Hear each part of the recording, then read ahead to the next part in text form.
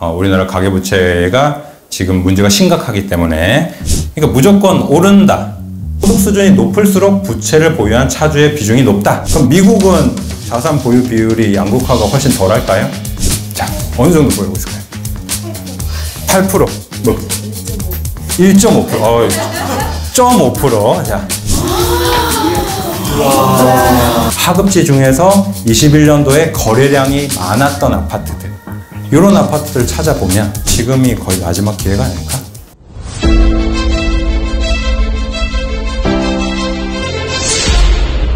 네, 반갑습니다. 저는 리얼패스 컨설팅 김규진 이사라고 합니다. 안녕하세요. 자, 본격적으로 세미나 시작해 보도록 하겠습니다. 자, 오늘 그 주제가 가계부채잖아요. 그죠? 가계부채 폭탄에도 살아남을 투자 전략이라고 제가 여러분들의 관심을 끌기 위해서 굉장히 자극적인 제목을 달아봤는데, 뭐 아무튼 맥락적으로 요즘 상황에서 틀린 말은 아닌 것 같아요. 그죠? 요즘에 뭐 워낙 이런 기사들이 계속 나오니까 뭐 그냥 뉴스 네이버에다가 가계부채라고 검색하고 뉴스 검색해봐도 뭐 좋은 얘기는 없습니다. 가계부채가 뭐 엄청나게 높다, 뭐 가계부채 축소를 유도해야 된다, 집값 상승 기대를 꺾는 정책이 나와야 된다, 뭐 이런 것부터 시작해가지고 여러 가지들 뉴스들이 있는데, 민간 부채 증가율이 세계 1위다. 뭐 우리나라 이제 뭐 정말 큰일 났다. 유튜브에도 이런 영상들이 많이 나오죠. 우리나라 가계부채가 지금 문제가 심각하기 때문에 부동산 시장, 뭐 우리나라 전체적인 경제나 이런 것들이 곧 이제 장기 침체로 갈 것이고, 부동산 시장 집값 이제 오를 생각하면 안 된다, 뭐 이런 얘기들이 많이 나오고, 조회수도 굉장히 높습니다. 그죠? 항상 자극적인 영상들이 조회수가 높죠. 그래서 제가 뭐 가계부채 폭탄에도 살아남을 투자 전략이라고 해가지고 엄청 뭔가 거창한 어떤 얘기를 드리려는 건 아니에요. 어떻게 보면은 야, 그걸 누가 몰라 라는 얘기일 수도 있습니다. 근데 사실 그게 제일 핵심이긴 하거든요. 저는 개인적으로 최근에 가장 어떤 부동산 시장을 들여다보고, 또 시장에 대해서 뭐 전망을 하시는 분들이나 시장에 대해서 이제 뭐 얘기를 하시는 분들, 가장 큰 문제가 저는 그거라고 생각하거든요. 이게 대부분 다 여기에 이제 굉장히 매몰이 돼 있습니다. 무슨 얘기냐면 그냥 이분법적으로 생각을 합니다. 그러니까 무조건 오른다, 뭐 떨어진다, 중간이 없어요. 영상들 보셔도 그렇잖아요. 뭐 떨어진다는 사람은, 그러니까 주관적인 입장에 서 있는 사람들이 별로 안 좋아하는 것 같아요. 근데 이 본능입니다. 시원하게 얘기해 주는 거 좋아하고, 그쵸? 떨어지면 망한다고 얘기해야 좋아하고, 오르면 오른다고 얘기하기 좋아하고, 이거는 사람의 본성인데, 근데 그걸 나의 투자와 결부를 시켜버리면 안 되죠. 왜? 그건 내 바람이지 실제 시장이 그렇게 될 거라는 보장은 없잖아요. 그쵸? 그래서 이분법적인 사고는 사실 굉장히 위험합니다. 요거는 사실 굉장히 위험하고, 우리가 뭐 수능 얘기 같은데 통합적인 사고가 필요하다, 뭐 이런 얘기 하잖아요. 그러니까 집값이 오를 수도 있고 떨어질 수도 있는데, 뭐 우리가 이제 막 이 얘기를 많이 하는 게 여러 가지 요인들에 대해서 얘기하는 거예요. 자, 금리가 오르면 집값이 올라갑니까, 떨어집니까? 보통은 이제 떨어진다라고 얘기를 하잖아요. 자, 근데 그거는 맞는 얘기는 아닌 거예요. 자, 여러분들도 지금 제가 이렇게 얘기하니까 한 번 더 생각하게 되잖아요. 그죠? 자, 금리가 오르면 집값이 떨어질 가능성이 높다인 거지, 떨어지는 건 아니에요. 금리가 오르지만 실제로 가격이 올랐잖아요. 이번 상승장에도 오른 아파트들이 있잖아요. 그럼 그 아파트는 어떻게 설명할 거냐는 거예요. 그죠? 다른 요인들이 여러 가지로 복합적으로 작용을 한 거죠. 상승 요인보다 하락 요인이 더 세게 작용을 하면 떨어지는 거고, 하락 요인보다 상승 요인이 더 세게 작용하면 올라가는 거니까. 자, 여기서 이제 우리가 중요하게 생각할 수 있는 게 뭐냐? 그러면 상승 요인도 있고 하락 요인도 있을 텐데, 자, 이 요인들은 뭐냐면 변수입니다. 변수. 변하는 값이죠. 그쵸? 근데 이걸 보고 투자를 하게 되면 놓치는 부분이 있었을 경우에, 나는 상승 요인들, 변수 중에서 상승 요인들을 보고 투자를 했는데 하락 요인이 더 세게 작용하면 어떻게 됩니까? 투자가 실패하는 거죠. 잘못된 투자를 하는 거죠. 그래서 저는 변하는 값에 투자를 하는 게 아니라 상수, 변하지 않는 값을 보고 투자를 하는 게 맞다는 얘기입니다. 그 얘기를 오늘 좀 드리려고 하는 겁니다. 그래서 제가 가계부채 현재 현황에 대해서 조금 객관적으로 우리가 들여다볼 수 있는 자료를 하나 좀 소개를 해드리려고 합니다. 뭐 이게 객관적인지 아닌지는 여러분들이 보고 판단하시면 될 것 같은데, 적어도 저보다는 훨씬 경제 전문가 분들이 쓴 보고서입니다. 어떤 보고서냐면 한국은행에서 연구원 분들이 현재 가계부채 상황에 대해서 어느 정도 뭐 현황이나 특징, 그리고 앞으로에 미칠 영향, 이런 거에 대해서 이제 쓴 보고서예요. 그래서 이걸 좀 보면은 그래도 연구를 하시는 분들이 쓴 보고서니까 데이터나 이런 것들은 어느 정도 객관적으로 우리가 신뢰를 할 수 있잖아요. 자, 보면서 이제 우리가 한번 판단을 해보자는 거죠. 그러니까 지금 말씀드리고 싶은 건 이거예요. 뉴스에서 매일 떠들던 내용 말고, 그죠? 우리가 좀 놓치기 쉬운 내용 위주로 제가 말씀을 드리려고 하는 겁니다. 이게 보고서가 한 24페이지 정도 되니까 그걸 지금 다 말씀드리려고 하는 건 아니에요. 여러분들이 좀 놓치기 쉬운 그런 내용들 위주로 제가 한번 말씀을 좀 드려보도록 할게요.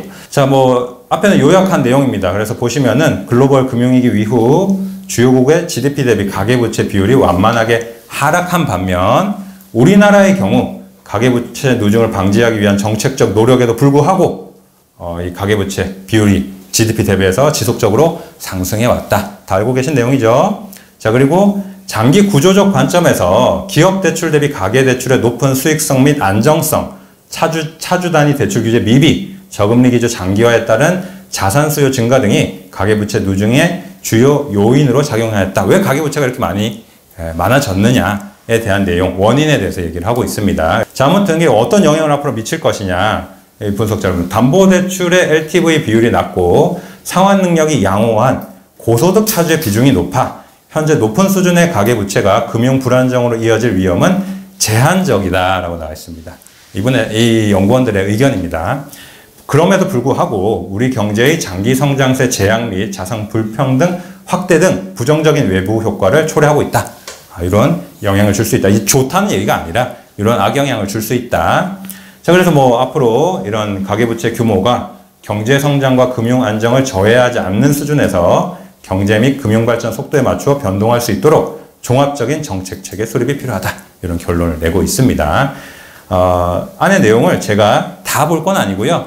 포인트만 좀 짚어서 볼게요. 앞서 말씀드렸듯이 우리가 뉴스에는 잘 안 나오는 내용들. 자, 뭐 검토 배경, 가계부채가 높아서 검토했다라는 얘기고요. 자, 보시게 되면, 자, 우리나라 가계부채 현황과 특징이라고 되어 있습니다. 그렇죠? 자, 여기 보시면 그동안 빠른 속도로 누적되어 오던 가계부채는 2022년 하반기부터 주택시장 둔화, 기준금리 인상 등의 영향으로 증가세가 크게 둔화되었다라고 되어 있는데, 이건 지금 시점에서 맞는 말은 아닙니다.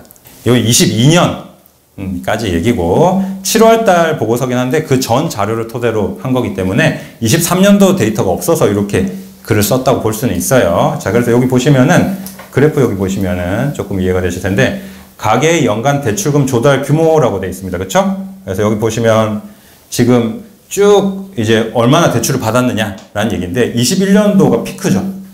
엄청나게 많이 받았습니다. 그렇죠? 22년도는요. 쭉 떨어졌죠. 그렇죠? 대출 규제도 하고, 그렇죠? 대출 규제도 하고 그다음에 뭐 가격이 떨어지니까 사람들이 이제 주택담보대출 이런 걸 잘 안 받고 하니까 쭉 떨어졌잖아요. 그래서 22년도 같은 경우에는 저기 12년도, 13년도 부동산 바닥일 때랑 거의 비슷한 수준입니다. 그렇죠? 그래서 가계대출은 작년에는 많이 안 받았는데 근데 올해는 어떻습니까? 뉴스가 연일 때리고 있죠. 왜? 대출 규제를 좀 풀었잖아요. 그죠? 특례 보금자리론이라든지, 그죠? 15억 이상 아파트 대출 다 받아서 살 수 있게 하고 그래서 사람들이 또 대출을 막 받아요. 그래서 지금 또 얘기가 많이 나오고 있는 거겠죠. 자, 그래서 대출은 지금 이제 가계부채 수준이 또 높아지고 있는데 또 하나 이제 우리가 좀 주목해 봐야 되는 게 밑에 보면은 이게 사실은 이제 좀 중요한 내용일 텐데 가계부채의 분포를 살펴보면 소득 수준이 높을수록 부채를 보유한 차주의 비중이 높다라고 되어 있습니다. 당연한 얘기인 것 같은데 의외로 사람들이 잘 인식을 못 합니다. 무슨 얘기냐? 대출 받은 사람들 이렇게 쫙 살펴보니까 돈을 잘 버는 사람이 많다는 겁니까? 못 버는 사람이 많다는 겁니까? 잘 버는 사람이 많다는 얘기입니다. 당연한 얘기예요, 근데. 돈을 잘 버니까 대출을 받죠. 내가 이자를 못 갚는데, 이자를 못 내는데 대출 받으실 거예요? 아니잖아요. 그죠? 당연한 얘기인데, 그걸 의외로 이 생각을 잘 못 합니다. 그래서 이걸 전체적으로 놓고 보면 안 돼요. 어떻게 보면. 조금 더 볼까요? 자, 그리고 이제 위에 보시면, 자, 부채를 보유한 차주만을 대상으로 분석하면 부채 규모는 평균적으로 소득의 약 2.3배 수준으로 나타났다. 내 소득의 한 2배 이상을 대출받은 사람들만 놓고 보니까 소득의 한 2배 이상은 대출을 끼고 있더라. 라는 얘기입니다. 여기 이제 그래프가 이렇게 나오죠. 이 그래프가 좀 재밌는데요. 보시면은, 소득 분위별 부채 보유 차주 비중 및 소득 대 부채 비율입니다. 그래서 여기서 1분위부터 10분위까지 나와 있는데 이렇게 생각하시면 됩니다. 자, 숫자가 높을수록 돈을 많이 버는 걸까요? 못 버는 걸까요? 많이 번다. 자, 1분위가 이렇게 생각합니다. 숫자가 낮으니까 못 번다. 숫자가 높으면 많이 번다. 자, 소득 10분위가 제일 많이 버는 사람, 1분위가 제일 못 버는 사람입니다. 자, 이렇게 봤더니, 자, 부채 보유 차주 비중이 초록색이에요. 자, 1분위에는 요 퍼센테이지잖아요. 한 20% 정도 1분위 소득 수준의 사람 중에 한 20% 정도가 대출을 받고 있더라. 라는 얘기입니다. 자, 10분위는 이게 거의 70%가 넘거든요. 그러니까 돈을 제일 잘 버는 상위 10%는 그 사람들 중에 70% 이상이 대출을 끼고 있더라. 돈 잘 버니까 대출 활용하는 거죠. 그쵸? 네. 그래서 당연한 얘기겠지만 뒤로 갈수록 소득 수준이 높을수록 이게 막대가 이렇게 올라가는 게 당연한 거잖아요. 그쵸? 근데 이게 비율로 이렇게 따져보니까 6분위부터 거의 대부분이 다 소득 수준이 높은 분들이 다 대출을 받고 있다는 얘기입니다. 그래서 돈을 잘 버는 사람들이 대출을 다 끼고 있다는 얘기고, 소득 대비 부채 비율은 뭐냐면, 내가 이제 방금 전에 말씀드렸듯이 소득 대출을 금액이 내 소득 대비해서 어느 정도냐. 근데 웃긴 게 1분위는 지금 여기에 와 있거든요. 요 선이에요. 요 선. 1분위는 요 점이거든요. 여기에 해당되는 값은 여기 있습니다. 배라고 돼 있죠. 자, 소득 하위 10%인 분들은 대출 끼고 있는데 그게 소득의 거의 4배입니다. 네, 이거는 조금 슬픈 얘기긴 하죠. 그러니까 내가 대출을 끼지 않으면 생활이 어려울 정도인 거죠, 사실은. 근데 이게 2분위만 돼도 쭉 낮아지죠. 그리고 이제 거의 요 선을 유지하고 있죠. 그래서 2배에서 2배 반 정도는 대출을 받은 사람들은 소득 대비해서 그 정도는 대출을 다 끼고 있더라라는 얘기가 되겠습니다. 자, 아무튼 이런 내용도 조금 우리가 주목해 볼 만하고, 그 다음에 자, 그래서 특징이 뭐냐? 여기 나와 있죠. 자, 우리나라는 고소득 차주 중심의 대출이다. 그래서 우리나라 가계부채의 첫 번째 특징이 소득 수준이 높은 차주 가구 중심으로 대출이 이루어지고 있다. 방금 전에 본 내용 그대로입니다. 그렇죠? 소득이 많은 사람이 대출을 많이 받더라라는 얘기죠. 그리고 소득 수준에 따라서 대출 접근성 및 규모에 있어서 상당한 격차가 존재한다. 당연하죠. 소득이 낮은 사람들은 대출 받으러 은행 가면 대출 해줍니까? 잘 안 해주잖아요. 자, 그래서 여기 그래프에 보면 이런 내용이 나와 있죠. 자, 소득 수준에 따른 대출 접근성 격차가 존재해서 대출 잔액이랑 소득 점유율이 나와 있는데, 뭐 여기서는 이제 대출 잔액 점유율을 보시면 될 것 같은데, 파란색 막대가 대출 잔액 점유율입니다. 자, 이 파란색 막대 값을 다 더하면 100%라고 생각하시면 돼요.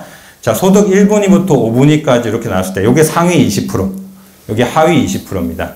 대출 잔액이라는 게 뭡니까? 자, 가게에서 대출 받은 거, 대출금을 다 총 합쳐놓고 보니까, 자, 그 대출 잔액에서 5분위 상위 20%가 거의 50% 이상을 점유하고 있더라.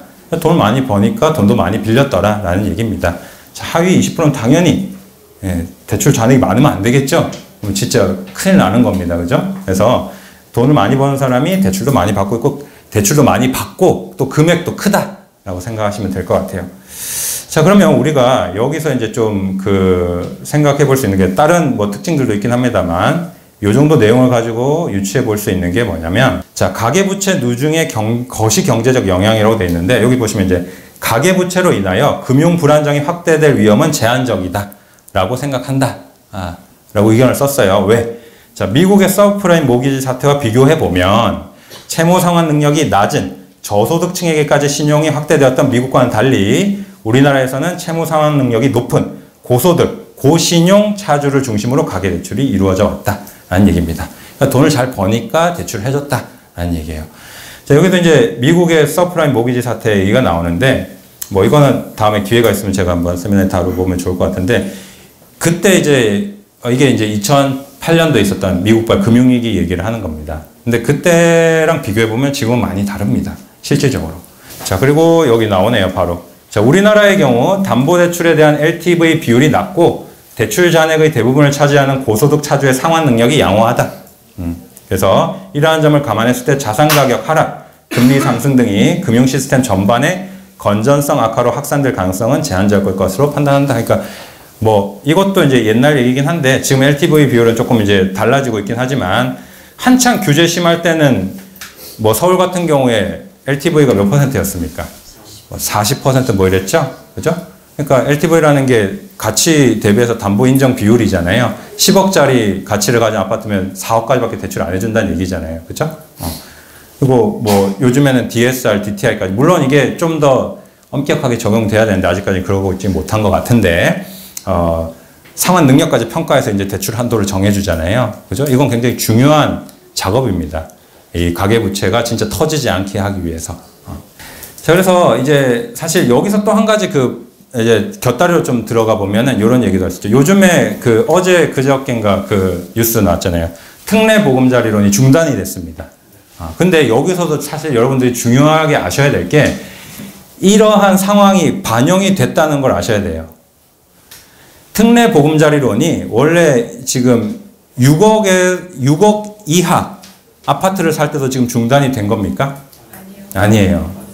6억에서 9억 그 구간의 아파트를 살 때 대출이 중단된 겁니다. 6억에서 9억짜리 구간의 아파트를 사시는 분들은 소득이 높은 분들이니까 낮은 분들이니까 6억 이하 아파트 사시는 분들에 비하면 높은 분들이잖아요. 그렇죠? 그러니까 우리나라는 고소득 차주가 많으니까 그걸 제한을 해야 가계대출이 줄어들 거 아니에요. 거기를 잘라버린 거예요. 그러니까 6억 이하는 아직까지는 그래도 유효하다는 얘기입니다. 그래서 이게 뉴스 기사를 보시면 이런 것들이 다 연관이 돼 있다는 얘기예요. 그러니까 이렇게 생각하면 안 된다는 얘기죠. 특례 보금자리론 잘랐는데 뭐 안 해주네 뭐 이러면서 야 살려고 했는데 이씨 이러면 안 된다고요. 예. 다 연관이 돼 있는 거예요. 이거는 지금. 그래서 이게 한국은행이나 뭐 이제 정책 당국에서는 당연한 판단인 거예요. 돈 잘 버는 사람이 자꾸 돈을 빌리니까 그 돈 잘 버는 사람들이 돈을 못 빌리게 하는 게 가계부채 줄이는 데 더 핵심적인 거죠. 그렇죠? 그리고 사실 이건 또 표랑도 연관이 돼 있어요. 여러분들 냉정하게 얘기해 봅시다. 우리나라에서 6억 이상짜리 아파트를 살 수 있는 사람이 많을까요? 못 사는 사람이 많을까요? 못 사는 사람이 많잖아요. 그 사람들 표를 얻으려면 대출을 해줘야 됩니까? 말아야 됩니까? 해줘야죠. 모든 건 다 연관되어 있는 거예요. 네. 정책을 펼칠 때는 표를 생각 안 할 수 없잖아요. 네. 사실은 진짜 가계부채가 위험하다고 하면 상환 능력이 부족한 사람들한테 대출 안 해주는 게 맞는 거잖아요. 그죠? 상환 능력이 부족한 사람들이 대출 못 갚으면 그게 문제가 터지는 거니까. 근데 막상 그렇게 하기가 쉽습니까? 엄청난 반발이 예상되지 않을까요? 다 죽으라는 거냐, 뭐 이럴 거 아니에요. 그래서 사실 이게 그만큼 통합적인 사고가 중요하다라는 얘기 드리는 거고. 자, 그래서 가계부채가 금융 불안정에 미치는 영향은 제한적임에도 불구하고 과도한 확대는 장기 성장세 제약, 자산 불평등 확대 등 부정적인 외부 효과를 초래한다. 당연한 얘기입니다. 부채가 많은 건 좋은 건 아니니까. 그래서 제가 그걸 부인하는 게 아니에요. 이제 우리가 모르는 여러 가지 이런 요인들이나 자료들 이런 것들을 생각을 해보자는 얘기죠. 자, 그리고 이제 뭐 보고서는 쭉 되는데 두 가지 정도 제가 주목할 만한 거를 하나 더 알려드릴게요. 자, 아까 뉴스 기사에서 보셨지만은 우리나라 이제 가계부채 위험이 주 원인이 부동산이다 이런 얘기를 하잖아요. 실제로 맞습니다. 주택, 상업용 건물 등의 자산 구입에 많은 비용이 필요한 부동산업의 특징을 감안하더라도 부동산업에 대한 대출 집중도가 상당히 높은 수준이다 라고 얘기합니다. 그래서 여기 보시면은 그래프에 주요 산업별 대출 집중도라고 되어 있는데 보시면은 부동산업이 여기 있습니다. 네. 빨간색 여기 있어요. 이렇게 그래프가 됩니다. 10년도부터 22년까지 이렇게 보면 요게 뭔가 1차 금속 이런 거는 이제 사람들이 대출 받아서 사업을 안 한다는 얘기예요. 그죠? 제조업 이런 것도 이제 줄어드는 추세잖아요. 좋은 게 아니죠, 이건 사실은. 이게 1차 금속에도 뭐 전문과학 이런 거 진짜 이렇게 돼 있으면 안 되죠. 4차 산업시대라고 하는데. 이런 산업들이 대출을 받아서 이렇게 올라가야죠. 왜 그렇습니까? 물론 그냥 무작정 올라가야 된다는 게 아니라 이렇게 이런 산업들이 대출을 받아서 투자도 하고 규모도 늘리고 해야 고용이 늘어나고 고용이 늘어나면 소득이 늘어나니까 그 사람들이 소비를 다시 하고 선순환이 되는 거잖아요. 지금 사실 좋은 상태는 아닌 거예요. 저도 그걸 부인하는 건, 그게 아니라는 얘기를 하는 건 아닙니다. 그러니까. 그래서 부동산업에 실질적으로 대출이 몰려있는 건 사실입니다. 네. 자, 그리고 또 한 가지. 자산 불평등이 확대되고 있다라고 했는데, 이것도 재밌는 그래프가 있어서 제가 하나 소개해 드리려고 합니다. 뭐, 양극화는 어제 오늘 얘기는 아닌데, 여기 보시면 여기 있어요. 자, 부채 미보유 가구에 비해 부채 보유 가구의 순자산이 더 큰 폭으로 증가하였다. 17년부터 22년까지 5년 동안 조사한 자료입니다. 자, 그러니까 17년부터 22년 5년 동안 부채를 보유한 사람이 돈을 더 많이 벌었느냐, 부채를 보유하지 않은 사람이 돈을 더 많이 벌었느냐를 조사를 해봤더니 누가 더 돈을 많이 벌었다는 얘기입니까? 부채를 보유한 사람이 돈을 더 많이 벌었다는 얘기입니다. 자, 여기 보시면은 순자산 증감이라고 되어 있죠. 이건 이제 중요한 얘기입니다. 순자산이라는 거는 부채도 자산입니다, 사실. 그죠? 그래서 순자산은 자산에서 부채를 뺀 겁니다. 그러니까 순자산이 증가했다는 거는 실제로 돈을 벌었다는 거죠. 그죠? 그래서 순자산 증감을 조사를 해봤더니 17년에서 22년 사이에 자, 22년 사이에 여기 보시면 이 세 가지는 보유를 했다가 갚았든 계속 아니면 대출을 보유를 하고 있지 않았다가 대출을 받았든 계속 대출을 가지고 있었든 이 5년 기간 중에 대출이 있었던 사람들이고요. 이 초록색 막대는 이 5년 기간 동안 대출이 없었던 사람이에요. 대출이 없었던 사람이 제일 못 벌었죠. 순자산 증가가 제일 적었죠. 그러니까 사람들이 빚내서 집 사는 거 아닙니까? 이 간단한 원리를 이게 사실은 금융의 제일 기본적인 원리긴 하잖아요. 예전에 우리가 몰랐을 뿐이죠. 레버리지를 활용해야 된다든가 이런 것들을. 돈이 돈을 벌게 해야 된다는 이런 원리들을 몰랐을 뿐이죠. 이제는 많은 사람들이 알게 됐죠. 그러니까 그걸 깨닫고 사람들이 빚을 내서 집을 사는 거잖아요. 근데 이건 사실 해결하기가 쉬운 문제는 아니에요. 그렇죠? 그래서 그거를 뭐 제가 지금 획기적인 뭐 이렇게 해결합시다 이런 얘기를 드리는 건 아닙니다. 그렇다고 해서 우리가 점점 가난해질 수는 없으니까 이 상황에서 좋은 방법을 찾아보자. 내가 상대적으로 가난해지지 않기 위한 어떤 투자 전략이나 이런 걸 찾아보자는 게 핵심이 되겠습니다. 자, 그러면 여기까지 이제 정리를 해보면 보고서에서 얘기하는 것들은 물론 뭐 위험하다는 얘기도 많이 있고요. 근데 그런 것들은 워낙 언론에서 많이 떠드니까 제가 이제 소개를 안 드렸을 뿐이고 이제 보이지 않는 부분들 이런 것들을 말씀을 드렸어요.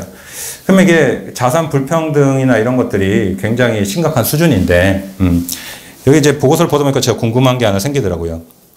그러면 우리나라가 얼마나 불평등한가에 대한 좀 생각이 들더라고요. 실제로 우리나라 자산이 어떻게 편중이 되어 있나 생각을 좀 들더라고요. 그래서 통계청에 들어가서 이제 소득 분위별로 자산을 얼마나 들고 있는지 한번 봤습니다.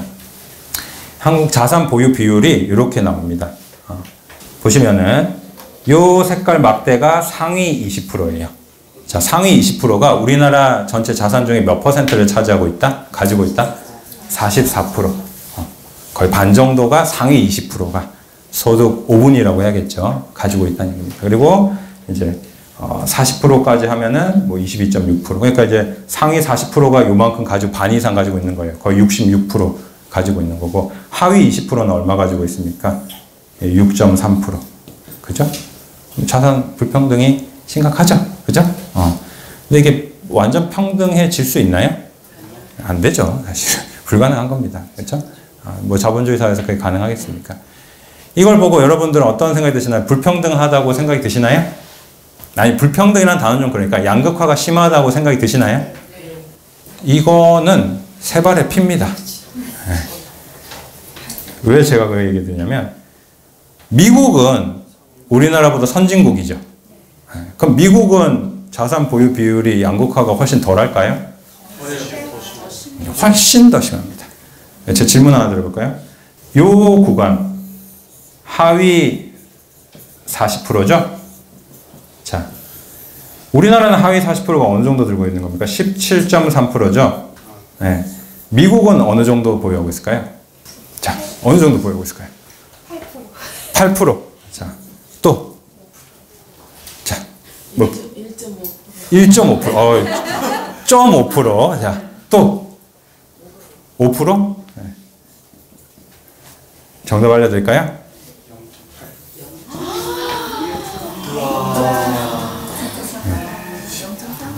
자, 미국은 상위 20%가 얼마 들고 있을까요? 90%.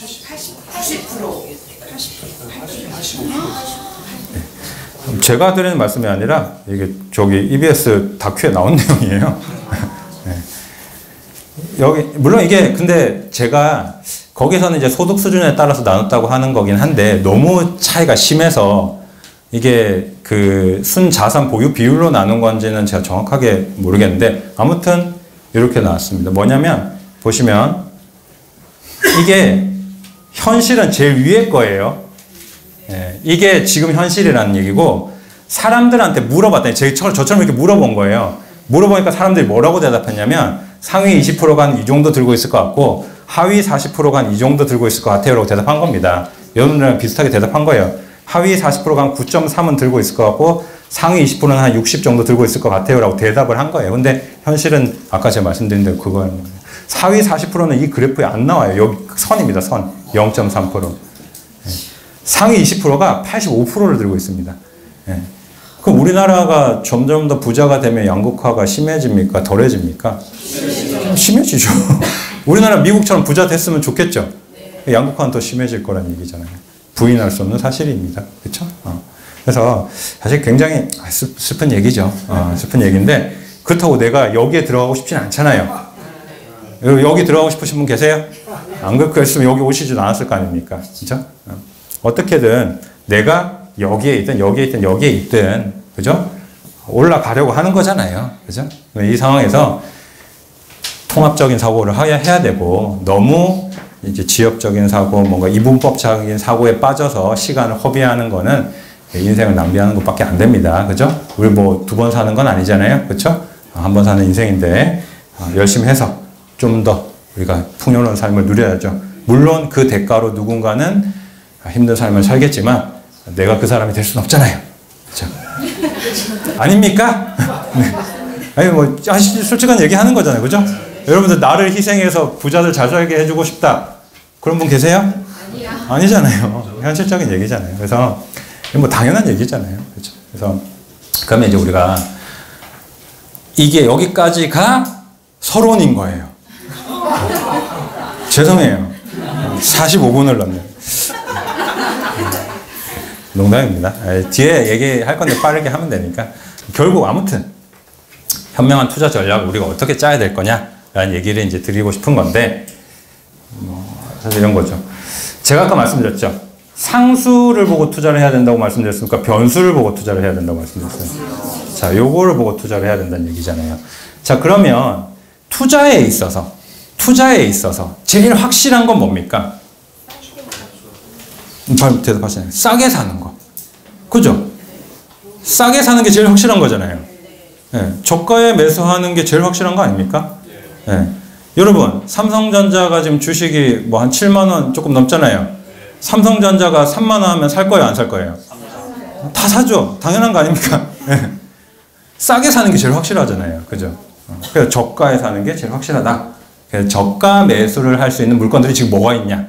요거 얘기를 하나 드리려고 하는 거고요. 지금 상태에서 우리가 금매를 잡는다면 어디서 금매가 나올 확률이 높을까? 요 고민을 좀 해본 거예요. 하나는. 그리고 또 하나. 본질을 파고든 전략이라고 되어 있는데, 자, 수요와 공급 이론을 생각해 봅시다. 수요가 많고 공급이 부족하면 가격이 올라간다. 맞는 얘기인가요? 네. 근데 이거는 어느 정도는 우리가 상수라고 볼 수 있잖아요. 그죠? 물론 그 안에서는 조금의 변수는 있겠지만, 그쵸? 수요는 많은데 공급이 부족하면 가격이 올라가는 건 맞는 거잖아요. 그쵸? 네. 자, 그럼 그 부분도 하나 파고들 여지가 있을 것 같아요. 그래서 공급이 부족한 곳 혹은 공급이 어려운 곳에 우리가 기회가 있을 것 같다라는 얘기 드리는 겁니다. 두 가지를 제가 한번 준비를 해봤는데 아무튼 자, 그럼 어디서 저가에 매수할 수 있는 아파트들이 있을까 고민을 좀 해봤죠. 아까 그 가계부채 관련 내용을 가지고 고민을 좀 해봤습니다. 자, 그래서 이제 제가 막 머리를 굴리면서 이제 막 생각을 해본 내용을 적어 놓은 거예요. 적어놨는데, 자, 결론은 이겁니다. 지금 서울에서 만약에 아파트를 내가 투자를 한다고 하면 상급지가 아니라 하급지에서 찾아봐야 되겠다라는 생각을 하게 됐습니다. 자, 우선 우리가 모두 동의하는 부분, 양극화는 피할 수 없다. 그죠? 대전제인 것 같아요, 이제는. 그쵸? 양극화는 피할 수 없을 것 같아요. 자, 그런데 아까 가계부채 데이터를 쫙 보다 보니까 이런 결론이 나왔어요. 소득 수준이 높은 사람들은 버티기가 용이하다. 맞나요? 돈을 잘 버니까. 상환 능력이 양호하고 부동산 가격이 좀 내려도 혹은 금리가 좀 올라도 집을 던지지는 않겠죠. 맞나요? 여러분들 압구정의 아파트를 하나 가지고 있다고 생각해 보세요. 집값이 떨어집니다. 던지실 거예요? 제가 너무 당연한 소리를 했나요? 네, 그렇잖아요. 네. 그러면 상급지에 있는 사람들, 이런 사람들은 사실 요거 연결이 되죠. 상급지에서 금매가 출현할 확률은 낮다. 집을 잘 던지지는 않을 테니까. 그리고 이자 부담이 그분들 입장에서 얘기하는 겁니다. 내가 한 달에 3천만 원 버는데 한 달에 300만 원 이자 나가는 게 부담스럽습니까? 네, 아니란 얘기예요. 100만 원 버는데 10만 원 나가는 건 부담스럽죠. 네. 똑같이 10%인데. 그쵸? 그래서, 그리고 이제 또 여기에 추가적으로 제가 이제 드는 생각이 이런 거예요. 부동산은 실거주하는 사람들 있잖아요. 그쵸? 그럼 여러분들이 대출, 주택담보대출을 한 5억을 받아가지고 강남에 집을 샀습니다. 그래서 실거주를 하고 있어요. 집값이 떨어집니다. 파실 거예요? 뭐, 물론 우리는 이제 다 동의하는 부분이지만 안 파시겠지만 그런 현실적인 요인도 있다는 얘기입니다. 내가 지금 살고 있는데 집값이 떨어지면 그냥 살지 뭐 이런 마음이 드는 게 먼저 아닌가요? 그쵸? 네. 뭐 특별히 강남이 아니라도요. 그쵸? 제가 뭐 대출을 뭐 많이 받아가지고 사실 집을 하나 뭐 6억짜리 아파트를 하나 샀어요. 집값이 떨어져서 5억이 되고 4억 5천이 됐습니다. 살고 있잖아요. 이자 내면서 좀 버티다 보면 언젠간 오르겠지. 이게 당연한 거잖아요. 그죠? 근데 실제로 올랐네요. 실제로 올랐나요? 최근에 올랐잖아요. 반등을 했잖아요. 예를 들면 제가 고덕의 그라시움 아파트를 상승장일 때 샀습니다. 만약에 21년도에 샀다고 가정해 볼게요. 샀는데 대출을 많이 받아서 샀어요. 22년 하반기, 22년 하반기 쭉 떨어집니다. 저는 그 상태에서 와 망했어. 빨리 던지자. 이게 쉽게 되진 않죠. 거주하고 있는데 어디로 이사 갑니까? 이자 내면서 꾸역꾸역 버티니까 어떻게 됐습니까? V자 반등을 했죠. 그러면 뭐가 생깁니까? 학습 효과가 생기죠. 아, 버티니까 이게 버틸만 하네? 다시 오르네? 이분들은 그러면 쉽게 절 던지진 않을 거 아니에요. 그죠? 자, 이거는 어느 정도 이런 합리적인 추론이 가능하더라. 그럼 반대로 소득 수준이 낮을수록 이자 부담이 큰 건 맞나요? 당연한 얘기죠. 자, 그러면 이게 이제 묶어서 좀 설명을 드릴 수 있을 것 같은데 그런 이제 결론이 좀 나오는 거죠. 아, 그러면 이자 부담이 큰 사람들이 가진 부동산은 어디에 몰려 있을까? 상급지에서 금매가 출현할 확률은 좀 낮은 것 같고 하급지에서 오히려 나올 확률이 더 높겠다라는 생각이 든 겁니다. 왜? 소득 수준이 낮은 사람들이 이자 부담이 큰데 그 사람들이 만약에 무리하게 대출을 받아서 고점에서 매수를 했다고 생각을 해봅시다. 여기서 금리가 조금 더 오르면 그분들은 어떤 마음을 가질까요? 꺾이겠죠. 엄청나게 마음이 심리적으로 크게 꺾일 겁니다. 근데 그 아파트가 심지어 이번 상승장, V자 반등하는 상승장에서 반등조차 안 했다면 어떤 마음일까요? 정말 암울하겠죠. 와, 이렇게 가다가 내 인생이 망하겠다는 생각까지 들 겁니다. 그렇죠? 이제 솔직히 말하면 그분들을 제가 뭐 이렇게 얘기하는 건 아니고 투자자 입장에서 얘기하는 겁니다. 오해는 마시고요. 자, 투자자 입장에서는 그러면 그런 곳을 잘 주시하고 있으면 확실하게 싸게 매수할 기회가 더 많지 않을까요? 저는 그런 생각을 해본 겁니다. 어느 정도는 물론 이건 가능성의 얘기입니다. 아, 거기서 금매가 나올 거예요. 이렇게 얘기하면 좀 사기꾼 같고 그런 확률이 높지 않을까요? 라는 얘기죠. 그러면 여기서 아, 그래? 그러면 이자 부담이 큰 사람들이 아무래도 물건 여기서 이제 더 뭔가 무리가 되면 금매로 던질 확률이 높을 텐데 이자 부담이 큰 사람들은 소득 수준이 낮은 사람들이고 소득 수준이 낮은 사람들이 산 부동산은 적어도 서울 상급지는 아닐 것 같고 하급지 중에서 21년도에 거래량이 많았던 아파트들 이런 아파트들을 찾아보면 그리고 그 아파트들 중에서 아직까지 반등이 나오지 않은 아파트들을 한번 찾아보자라는 결론에 이르게 된 겁니다.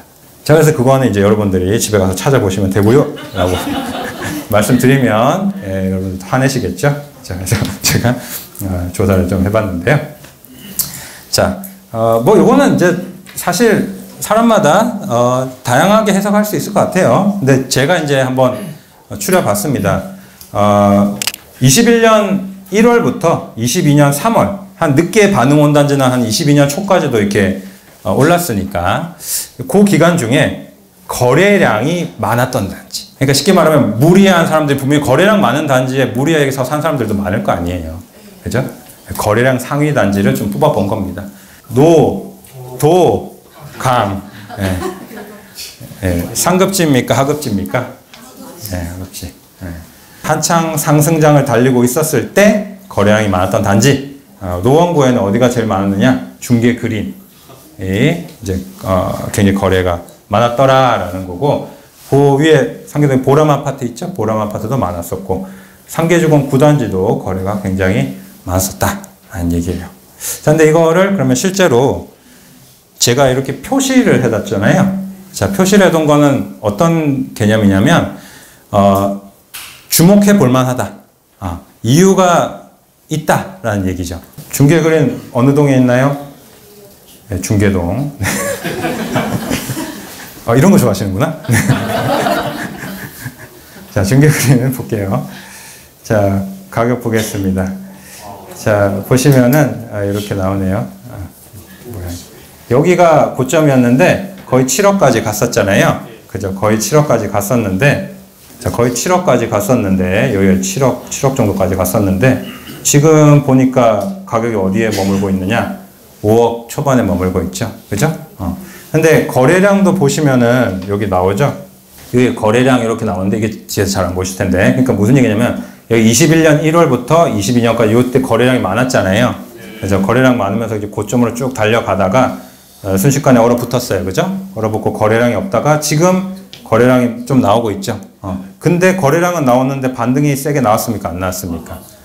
자, 요 상황에서 요때 거래량이 많았을 때 무리하신 분이 있을 거 아닙니까? 근데 요 상황에서 반등이 안 나오고 있잖아요. 그죠? 그러면 만약에 여기서 내가 부담이 더 커지면 어떨까요, 마음이? 심리적으로 많이 꺾이겠죠. 그러면 급매로 나올 확률이 있고, 주목하다 보면은, 물론 꼭 나온다라는 건 아닙니다. 여기서 뭐 가격이 계속 올라갈 수도 있죠. 근데 우린 가능성을 보는 거니까. 그래서 요런 형태, 요런 어떤 특징을 가지고 있는 단지들을 제가 한번 뽑아 본 겁니다.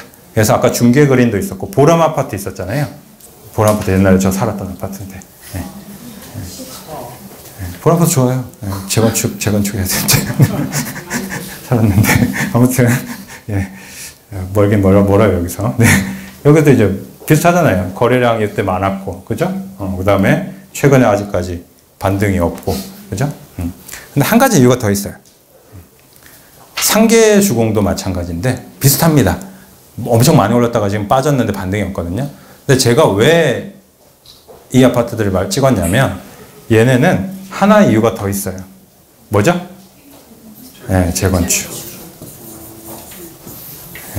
이게 하나의 더 이유가 있어요. 그러니까 뭐 나중에 조금 이따 또 드릴 얘기긴 한데, 서울에 공급하기가 힘들잖아요. 있는 거 부시고 새로 지어야 되잖아요. 그쵸? 그러면 내가 지금 재건축 물건을 좀 싸게 들어가고 싶다라고 했을 때, 좀 과장하면 지금이 거의 마지막 기회가 아닐까? 뭐 이런 생각이 들더라고요. 떨어졌을 때 사야 될 거 아닙니까? 제가 아까 말씀드렸잖아요. 저가 매수가 제일 확실한 거 아닙니까? 투자에 있어서. 그래서 재건축까지 본다면 상당히 매력적이다라는 생각이 듭니다. 요때 사는 건 매력적이지 않지만 요때 사는 건 매력적이죠. 그 얘기를 드린 거예요. 자, 그리고 이제 뭐 다른 지역도 한번 볼까요? 그래서 노원구에서는 노원구가 그 갭 투자를 엄청 많이 했습니다. 실제로. 그래서 20년도에 이제 갭 투자 많이 한 지역, 구별로 따져보면은 2020년 1년 동안 거의 노원구가 계속 상위권이에요. 근데 2020년도만 해도 그렇게 비싸진 않았을 거고, 21년도에 이제 무리한 분들이 많이 있지 않을까 라는 생각 드는 겁니다. 여기 도봉구 같은 경우에는 신동아 1단지랑 한양 2, 3, 4차. 이것도 제가 따로 표시를 한 거는 재건축을 하고 있기 때문에. 물론 입지는 여기에 비하면 좋진 않아요. 근데 가격이 그만큼 더 저렴하다면, 내가 예산이 부족하다면 접근해 볼만하다라는 얘기입니다. 이건 지도를 보면 좋긴 한데 시간이 좀 촉박하니까 제가 빠르게 볼게요. 그리고 이제 강북구 같은 경우에는 SK 북한산 시티는 솔직히 거래량이 많은 게 그런 이유도 있죠. 단지가 겁나 크니까. 단지가 정말 크잖아요. 거래 많이 있을 수밖에 없는데, 근데 가격이 지금 보시면은 이제 하락하고 아직까지 뭐 허리 가격까지 왔다고 하기 힘든 상태예요. 그래서 얘는 그냥 이렇게 말씀드릴게요. 만약에 실거주로 저렴한 아파트를 찾는다, 그러면 한번 후보군에 넣을 만하다. 내가 예산이 좀 많이 부족하고 이제 그래도 저점에서 잡아서 손해는 보고 싶지 않다라는 마음이라면 잡을 만하다. 번동주공 1단지는 뭐 요거랑 비슷한 느낌입니다. 앞으로의 재건축을 보고 뭐 입지도 그렇게 나쁘지 않습니다. 동북선이 들어오거든요. 동북선은 노선이 우이신설선보다는 훨씬 낫죠. 그죠? 왕십리로 가고, 그죠? 우이신설선은 등산하시는 분들이 많이 타는 북한산 갈 때 이제. 저도 우이신설을 타봤는데 이게 좀 마을버스 같은 느낌이더라고요. 근데 노선에 조금 무게감이 동북선은 그래도 좀 있으니까. 그래서 번동주공 1단지 괜찮은 것 같아요. 자, 그리고 노도강 했으니까 이제 어디 봐야 됩니까? 크게 말씀하세요. 금관구 봐야죠. 금관구. 근데 제가 이제 조사를 해보니까 금천구, 관악구, 그리고 구로구는 추천드리기가 조금 애매하더라고요. 제가 아까 말씀드렸죠. 그냥 저가에서 추천드린 게 아니라 뭔가 하나가 더 있잖아요. 재건축, 그죠? 근데 여기는 금천구, 관악구, 구로구는 도시의 어떤 역사나 이렇게 쭉 성장해온 과정을 봤을 때 재건축 아파트가 별로 없습니다. 왜 그러냐면 노원구, 도봉구, 강북구는 이제 도시가 점점 커지면서 베드타운으로 개발을 했었어요. 그죠? 상계 주공 아파트 많이 짓고 그 아파트들이 노후되니까 재건축을 해야 되는데, 금천구, 관악구, 구로구, 특히 뭐 구로구나 이쪽 같은 경우에는 예전에도 공장들이 많았죠. 그쪽 일자리가 공장이 많았던 곳입니다. 그러니까 뭐 공장을 밀고 택지 개발해서 아파트 짓거나 이러진 않았잖아요. 그냥 뭐 공장 많고 옆에 아파트 조그만한 거 이제 모여있고 이런 상황이다 보니까 뭔가 재건축에 있어서 유망한 단지들을 찾기가 힘듭니다. 그래서 추천드릴 만한 아파트가 많지는 않더라고요. 금천구 같은 경우에는 거래량이 많았던 단지들이, 그래서 보시면은 벽산 5단지 같은 경우에는 실제로 단지가 커서 많았고, 벽산 5단지는 사실 입지적으로 봤을 때는 조금 소외된 입지예요. 어딘지 조금 모르시는 분들이 많을 텐데, 그 이제 금천구 내에서도 메인 지역이 아니라 조금 산 쪽으로 올라가야 됩니다. 아니면 뭐 롯데캐슬 골드파크 3차의 신축이잖아요.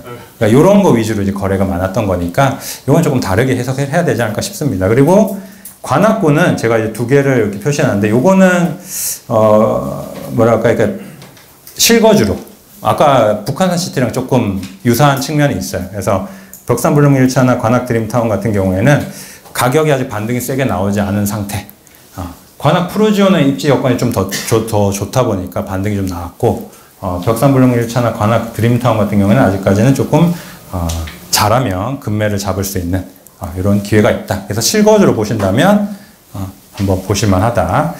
자, 그리고 구로구는 사실 추천드릴 만한 아파트가 많지 않습니다. 재건축, 여기 이제 공업지역이었다 보니까 재건축 유망주도 없고, 아파트도 단지들이 사실 조금 고만고만한 단지들이 많이 모여있고, 그리고 이제 괜찮은 뭐 물건이라고 하면, 괜찮은 물건들은 이미 반등을 많이 했어요.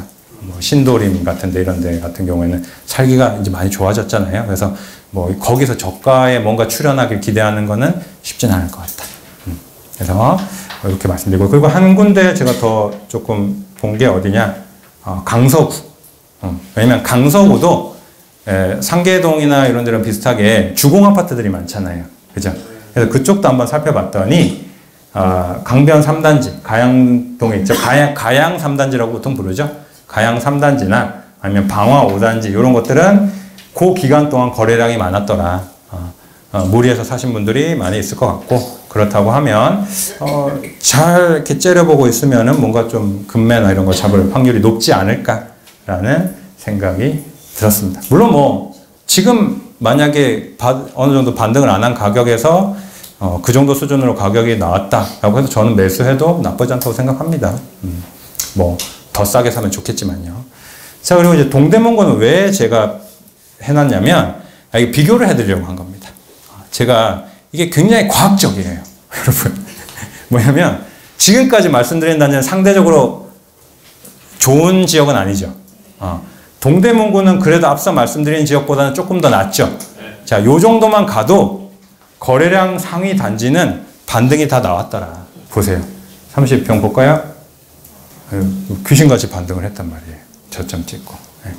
그러니까 이게 입지의 차이가 당연히 있는 것 같아요. 그래서 반등을 이미 했다. 이런 중급지 정도로만 가도 반등을 어느 정도 한 상태보다 보니까 이분들은 여기에 이제 물건 들고 계시는 분들은 아까 제가 말씀드렸잖아요. 그래도 소득 수준이 조금 더 있으니까 상환 능력이 양호하고 기다리니까 반등을 하네. 그냥 좀 더 살지 뭐 이게 더 맞는 합리적인 추론이지 않습니까? 그렇죠?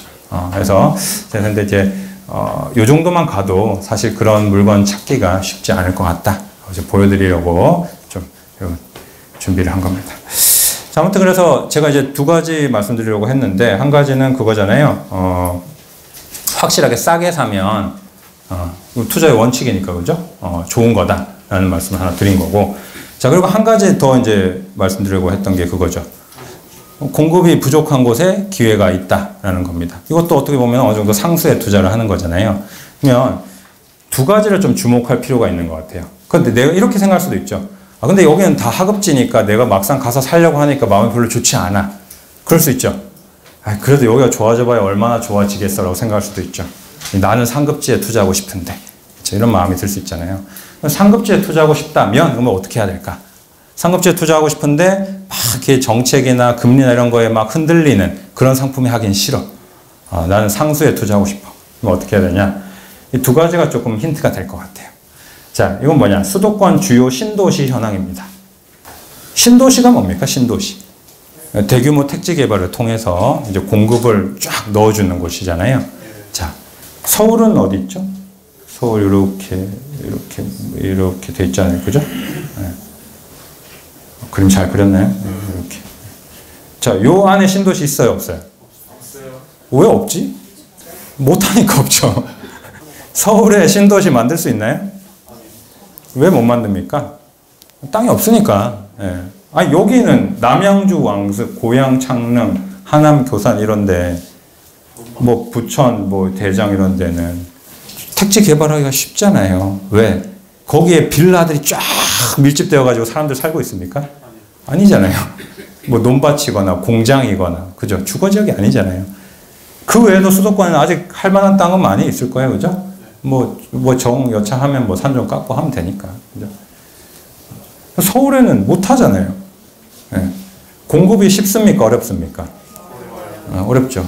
너무 당연한 얘기죠. 맞잖아요. 여러분들 용산공원이나 올림픽공원 밀어버리고 아파트 짓는 거 찬성하세요? 그것도 쉬운 얘기, 그런 우스갯소리를 하지만 안 되니까 우스갯소리잖아요. 그죠? 서울은 공급이 쉽지 않네요. 공급이 힘든 곳에 투자해야겠습니까? 쉬운 곳에 투자해야겠습니까?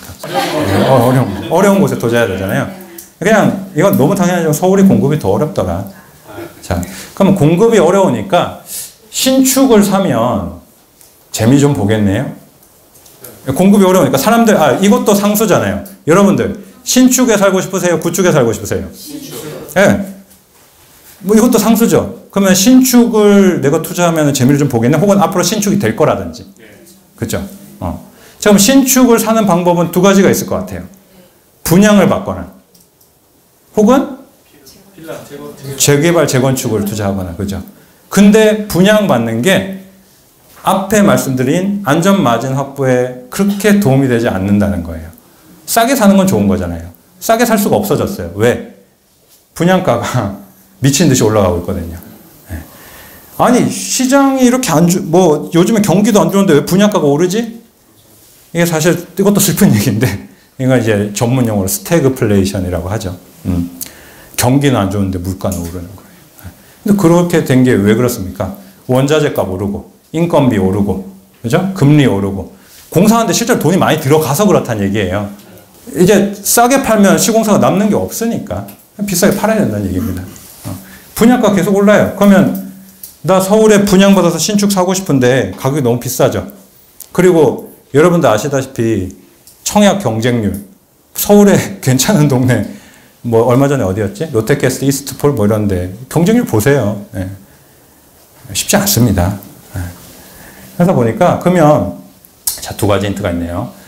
자, 공급이 어려운데 해야 되고, 그죠? 그리고 앞으로 신축이 될 물건에 투자를 하고 싶은데, 혹은 신축을 사거나 하고 싶은데 그냥 신축을 사는 것도 쉽지 않네. 네. 그러면 이제 힌트를 우리가 얻었습니다. 서울에 신축이 될 만한 물건을 사는 게 조금 괜찮은 투자 전략이 될 수 있겠구나 라는 생각을 할 수 있는 거예요. 그래서 요거를 정리하면 이렇게 되는 거죠. 공급이 어려운 곳에 기회가 있다. 정책의 흐름을 활용하자. 여기 두 개가 이제 또 묶어서 좀 설명드리면 될 것 같은데, 앞서 말씀드렸죠. 뭐 서울이나 수도권을 비교해 봤을 때 서울이 공급이 어려운 건 당연한 거고, 네. 뭐 원론적인 얘기겠지만, 근데 그러다 보니까 정책들이 주르륵 나오게 됩니다. 이건 조금 그 지난 전임 정부 시절부터 이렇게 흐름적인 맥락적인 이해가 좀 필요합니다. 뭐 아무튼 그래서 뒤늦게나마 이제 공급 정책을 펼치기 시작합니다. 자, 그래서 여러분들 기억하시는지 모르겠지만 뭐 이런 게 나왔죠. 공공재개발. 지금도 하고 있어요. 공공재개발. 그리고 기억나시는지 모르겠는데 변창흠 장관이라는 분 기억나세요? 네. LH 때문에 확 가버렸죠. 그분이 확 나와가지고 했던 뭐 3080 공공주도복합사. 여전히 있습니다. 이거 공공주도복합사. 그 다음에 오세훈 시장이 딱 취임하고 나서 이제 부동산 정책 딱 펼친 거. 처음에 뭐였죠? 신속통합기획. 그 다음에 최근에 또 핫한 거. 모아타운. 이거 다 뭡니까? 공급 정책이잖아요. 그죠? 왜 이런 거 하는 거죠? 방금 전에 보셨잖아요. 서울에 4기 신도시를 못 만드니까. 이렇게밖에 공급을 못 하니까. 그래서 하는 거죠. 그죠? 최근에 뭐 신통기 모아타운 굉장히 핫하잖아요. 이렇게밖에 못 하니까. 맥락적으로 이렇게밖에 할 수 없는 거예요. 살고 있는 사람들 이사 가세요 이러고 거기다 아파트 지을 수 없으니까. 근데 재개발, 재건축을 해야 되는데 일반적인 재개발, 재건축은 어떻습니까? 기간이 깁니까? 짧습니까? 재건축 시작하면 5년 안에 입주할 수 있나요? 재개발 시작하고 5년 안에 입주 못해요. 당장 공급이 부족한데 빨리 공급을 해야 되는데 일반적인 민간 재개발, 재건축 방식으로는 안 되니까 이런 정책들이 나온 거예요. 사업을 더 쉽게 풀려고 기간을 짧게 하거나. 공공재개발은 뭡니까? 용적률 올려줄 테니까. 용적률 올려주면 사업성이 좋아지나요? 낮아지나요? 좋아지잖아요. 높게 지을 수 있게 됐으니까 일반 분양분이 많아지잖아요. 대신에 뭐 일반 그 중에서 올려준 거 중에서 반은 뭐 임대주택을 넣어. 뭐 이런 정책인 거고. 공공주도 복합사업은 야 니네 민간한테 맡겨놓으니까 조합장 뭐 맨날 싸우고 치고받고 막 시공사 뭐 비리 있고 야 씨 우리가 다 해줄게. LH로 다 소유권 넘겨. 이렇게 하려고 한 게 3080 공공주도 복합사업. 물론 뭐 LH도 문제가 많지만 신속통합계획은 뭡니까? 이거죠. 뭐 간단하게 말하면 이거죠.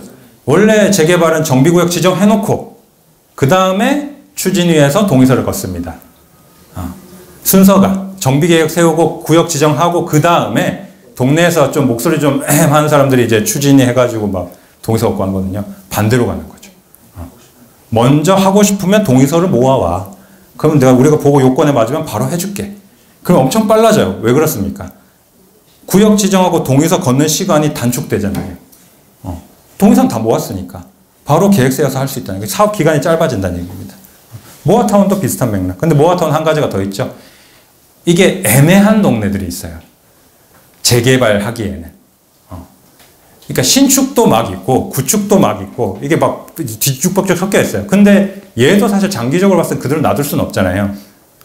이런 데를 노후도 요건을 조금 완화해줘 가지고 그 동네를 이렇게 봤을 때 여기는 좀 노후도가 심하고 여기는 좀 덜 심하고 하면 이렇게 묶어가지고 여기를 이렇게 정비를 하자. 구역별로 가로주택 사업 이런 것들 하자는 게 모아타운. 물론 다 묶어가지고 할 수도 있고요. 맥락적으로 보면 이런 사업들을 왜 하는지 우리가 이해를 해보면 투자의 또 틈새를 발견할 수가 있죠. 할 수밖에 없으니까. 근데 최근에 뭐 이런 뉴스까지 뜨잖아요. 서울의 뭐 인허가 물량, 착공 물량이 정말 없다. 이렇게 풀어나가지 않으면 쉽지 않다는 얘기입니다. 여러분들 기회가 있을 거고. 그러면 내가 상급지에 투자하고 싶다고 했을 때 아직 저점인 부동산은 뭘까? 소나기는 잠시 피해가자 이렇게 제가 적어놨는데 이거는 뭐냐면 그럼 재건축은 어차피 상급지에서 투자하려고 하면 비용이 많이 들어가잖아요. 이거는 뭐 자금이 있으신 분들은 그렇게 가시면 됩니다. 다만 아까 그건 아니에요. 확실한 저점 매수는 아닙니다. 그죠? 반등을 이미 상급지는 다 했으니까. 아마 내가 오래 기다릴 수 있고 돈이 많다 하면 하실 수 있어요. 근데 나는 자금력이 부족하고 상급지엔 투자하고 싶다. 아파트 말고 어떤 상품이 있습니까? 부동산이 아파트만 있는 건 아니잖아요. 네, 빌라가 있죠. 그렇죠? 뭐 빌라도 있고 오피스텔도 있고 뭐 상업용 부동산들도 있고 할 텐데 주로 이제 대상이 되는 건 요거겠죠. 왜? 투자 금액이 조금 덜 들어가니까.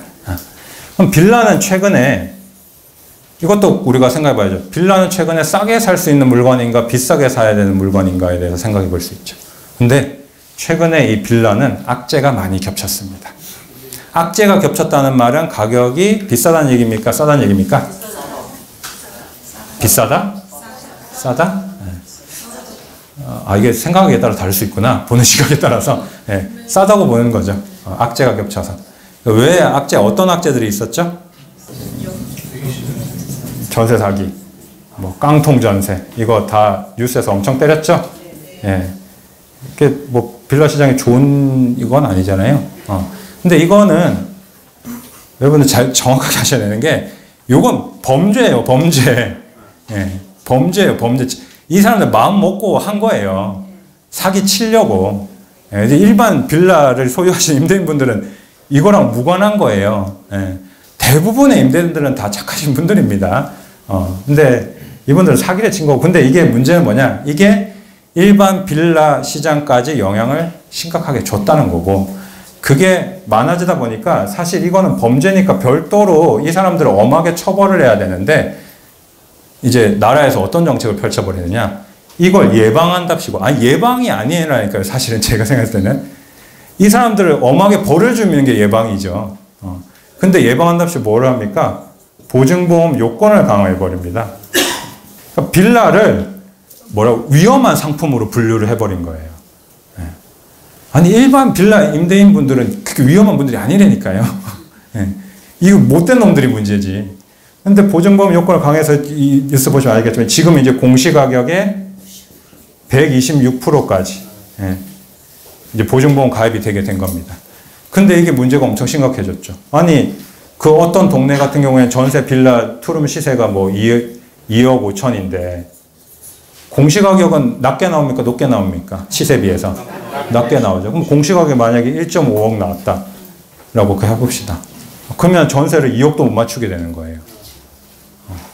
아니, 이건 시세를 완전히 인위적으로 왜곡시켜버리는 거잖아요. 근데 그게 빌라 시세가 만약에 뭐 목표가 빌라가 전세가가 너무 거품이 껴서 낮춰야겠다는 거면 모르겠지만 이게 지금 앞뒤가 안 맞잖아요. 그죠? 충분히 그 동네는 2억 5천에도 세입자들이 안정적으로 다 들어와서 거주하고 할 수 있는데 이게 이상한 데서 출발해가지고 이걸 강화해버리다 보니까 선량한 임대인들까지 피해를 보게 된 겁니다. 근데 아무튼 여기서 얘기하고 싶은 건 뭡니까? 그러니까 지금 빌라는 상황이 좋지 않죠? 상황이 좋지 않을 때에 우리는 싸게 살 수 있는 기회가 있는 거다. 범죄 우리 살펴봤잖아요. 그죠? 그래서 상급지에서 빌라를 산다면 어느 정도 합리적인 금액에 살 수 있을 것 같다. 라는 생각을 하게 되는 거고, 소나기는 잠시 피해가자는 건 뭡니까? 이런 것들. 이런 것들은 사실 저 개인적으로 그렇습니다. 이걸 계속 이렇게 갈 수는 없을 거라고 생각합니다. 왜냐면 실제 너무 선량한 피해자들이 많이 속출하니까. 얼마 전 뉴스에서 보니까 뭐 서울 빌라의 거의 뭐 40, 50%가 이걸 충족을 못 한대요. 말이 안 되잖아요. 그렇죠. 그래서 실제 근데 시세나 이게 우리 한번 경험하지 않으셨어요? 임대차 보호법 강화하면서 전세 시세가 이중으로 형성된 거 기억나시죠? 네. 그게 시장에 좋은 영향을 줬습니까? 안 좋은 영향을 줬습니까? 뭐 딱 좋은 영향을 줬다고 보기 힘들잖아요. 누구 옆집은 3억에 전세 사는데 나는 5억에 살고 있고. 그죠? 이런 거는 사실 시장을 인위적으로 왜곡하는 정책들은 좋은 정책은 아니라고 봅니다. 영원할 수 없는데, 그래서 저는 이제 소나기는 잠시 피해가는 거 좋겠다. 다만 지금 투자를 한다면 뭐 이런 생각은 하셔야죠. 전세가를 내가 높게 받기는 사실 쉽진 않겠구나. 그러면 여기서 활용할 수 있는 것들은 뭐가 있냐? 반전세, 뭐 이런 건 활용해야죠. 전세도. 뭐 시세가 2억 5천인데 보증보험 가입하려면 2억까지밖에 못 맞춘다. 그러면 2억에 월세 얼마를 받는 거죠. 이렇게 해도 세입자들은 잘 들어옵니다. 왜? 시세가 이거니까. 5천만큼 그냥 내가 월세 내는 거잖아요. 그 사람들이 부담하는 건 비슷하다고요. 2억 5천에 대출을 1억 5천을 받든 2억 보증금에 1억 대출 받고 월세 내든 한 달 나가는 돈은 비슷하다고요. 그래서 이런 거 활용하는 것도 좋은 전략이 됐고, 이분 이렇게 맞추면 다음에 전세 못 맞추냐? 아니에요. 세입자 나간다고 하거나 세입자랑 협의만 잘 되면 다음번에 전세로 전환하면 됩니다. 그래서 사실은 이런 것들도 활용하면 상급지에 또 기회가 있을 수 있죠. 그러면 아까 전에 제가 말씀드린 우리 하급지에 투자 여기저기 말씀을 드렸잖아요. 그쵸? 여기저기 말씀을 드렸는데 이게 잘 안 될까요? 지도 이렇게 펼쳐놓고 보면 만약에 내가 뭐 이런 생각을 할 수 있겠죠. 뭐 노원 저쪽 금강구 노도광 이런 데가 아니라 나는 요런 데 하고 싶어. 뭐 이런 데 하고 싶어. 이게 뭡니까 이거 지금 제가 선근 거. 한강변 뭐 이런 데 하고 싶어. 그죠? 그럴 수 있잖아요. 아니면 나는 아이씨 용산이지. 용산에 하고 싶어. 근데 여기에서 만약에 기회를 찾는다고 했을 때는 싸게 사는 게 좋다고 말씀드렸죠. 그렇다고 아파트는 쌉니까 지금? 안 싸죠. 그러니까 기회가 또 다른데 있을 수 있다는 얘기를 드리는 겁니다. 오늘 이제 내용을 좀 종합해서 정리를 해봅시다. 정리하는 건 항상 중요하니까, 그죠? 정리를 잘해야 공부를 잘할 수 있습니다. 그래서 저는 정리를 그렇게 잘하지 못했는데 아무튼 자꾸 말이 엉뚱한 데로 왔는데 정리하면 자 가계부채 얘기부터 했죠. 가계부채 얘기. 자 우리가 가계부채 위험한데 위험하지 않다는 얘기가 아니라 장기적으로 우리나라에 도움되는 거 아니고 가계부채 비율 줄여야 되고 안정적으로 관리해야 되는 거 맞는데 우리가 미처 보지 못하는 그런 부분들이 있다. 통합적으로 이런 부분도 있구나. 실제로 우리나라는 대출을 그렇게 위험한 대출을 많이 해줬다거나 돈이 없는 사람들이 막 배째라는 식으로 대출을 받아 집을 샀다거나 이런 건 아니구나. 이 정도는 우리가 알고 가야죠. 그죠? 그래서 상환 능력이 양호한 고소득 차주들은 상급지에 물건을 들고 있을 텐데 그분들은 가격이 좀 떨어지든 금리가 좀 오르든 싸게 던질 일은 많지는 않겠구나. 물론 있긴 있을 수 있어요. 그걸 잡으신 건 행운이고요. 그러면 상대적으로 내가 소득 수준이 낮은데 무리해서 샀다. 이런 분들. 근데 반등까지 없다. 이런 분들 마음이 크게 꺾일 수 있겠구나. 그런 분 단지는 어디 있을까? 하급지에 있고. 근데 그 하급지에 있다고 해서 무조건 되는 게 아니라 앞으로 그 단지들 중에서 뭔가 하나의 더 상승 요인은 있어야 될 거 아니에요. 그걸 찾자면 재건축. 왜? 서울은 있는 집을 때려 부시지 않으면 공급이 안 되니까. 그렇죠? 거기서 하나 포인트가 있고. 근데 나는 노도광, 금강구는 내 마음이 허락하지 않아. 나는 역시 한강이지. 용산이지. 나 자금도 좀 있어. 그러면 만약에 어디로 가야 되냐? 상품을 바꿔보셔야 하는 얘기입니다. 아파트는 그럴 기회가 많지 않으니까 상품을 바꿔보면 정책적인 흐름이나 맥락적으로 봤을 때 지금 충분히 저가에 살 수 있는 또 투자 상품들이 있을 수 있다. 라는 얘기를 드리고요. 이 정도면 정리가 잘 됐나요? 네. 그래서 여러분들 오늘 좋은 정보 많이 얻어 가시길 바라면서 이만 저는 강의를 주도록 하겠습니다. 감사합니다.